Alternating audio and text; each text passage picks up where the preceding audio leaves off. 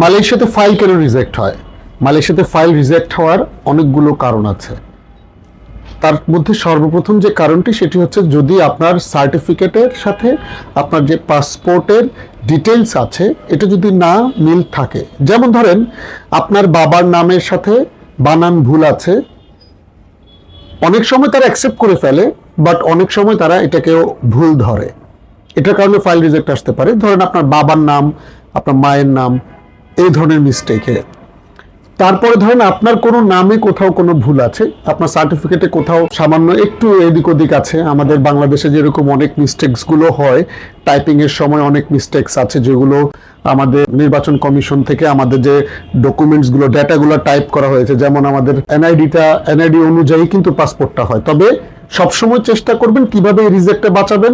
যখন আপনি আপনার পাসপোর্টটা বানাবেন অবশ্যই তার আগে আপনার এনআইডির যে সমস্যাগুলো রয়েছে এগুলো ক্রস চেক করবেন। আগে ক্রস চেক করার পর যে সমস্যাগুলো পাবেন সেই সমস্যাগুলো আপনারা সমাধান করবেন, অর্থাৎ এনআইডি কারেকশন করে তারপর আপনি আপনার পাসপোর্টটি বানাবেন।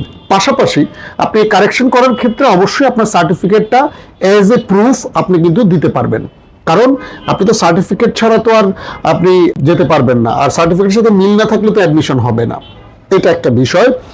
সেকেন্ড আরেকটা বিষয় আছে, সেটা হচ্ছে যে ধরেন কোনো কারণে আপনি বিলম্ব করেছেন, লাইক 2017 সালের যারা এইচএসসি বা এসএসসি 2000 যদি আপনি 15তে পাশ করেন আর এইচএসসি যদি 17 সালে হয়, তাহলে কিন্তু আপনি মালয়েশিয়াতে যেতে পারবেন, মিনিমাম ডিপ্লোমা কোর্সে আপনি যেতে পারবেন।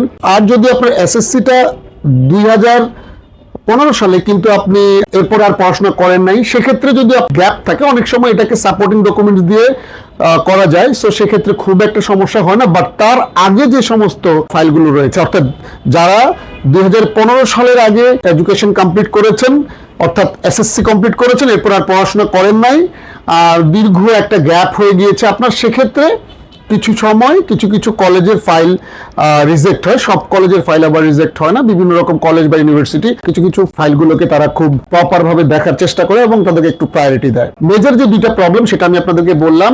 পাশাপাশি দেখা যায় অনেক সময় কাগজপত্র হয়তো বা শর্ট হয়ে গিয়েছে, কোনো একটা কাগজ আপনার ওখানে বাই মিস্টেক যায় নাই, বা সার্টিফিকেটগুলো জাল বা 2 নম্বর সার্টিফিকেট অনেকে দিয়ে অ্যাপ্লাই করে থাকেন, এইগুলোতেও কিন্তু ফাইল রিজেকশন আছে। যেমন আপনার আবার ছবিতে কোনো প্রবলেম থাকলে, ধরেন আপনার ছবিটা ক্লিয়ার না, ছবিটার মধ্যে দেখা যাচ্ছে যে ঝাপসা বা কম্পিউটার কম্পোজ করা ছবি আপনি দিয়েছেন, কম্পিউটারের দোকান থেকে করা, স্টুডিও ল্যাব প্রিন্ট না, এই ধরনের কেসেও কিন্তু অনেক সময় আপনাদের এই ফাইলগুলো রিজেক্ট করে। আর সবসময় চেষ্টা করবেন এই ফাইলগুলো জমা করার আগে, যদি আপনারা চশমা পড়েন অবশ্যই চশমা খুলে তারপর ছবিটা দিবেন। আমরা অনেক সময় এই মিস্টেক্সগুলো করে থাকি, এই ছোটোখাটো মিস্টেক্স। কোনো ছবি এডিটেড হওয়া যাবে না, আপনি যে ছবিটা তুলবেন পাসপোর্ট সাইজের, এই ছবিটা কিন্তু এডিট করা যাবে না। সো এই হচ্ছে মূলত আপনাদের ফাইল রিজেক্ট হওয়ার কারণ।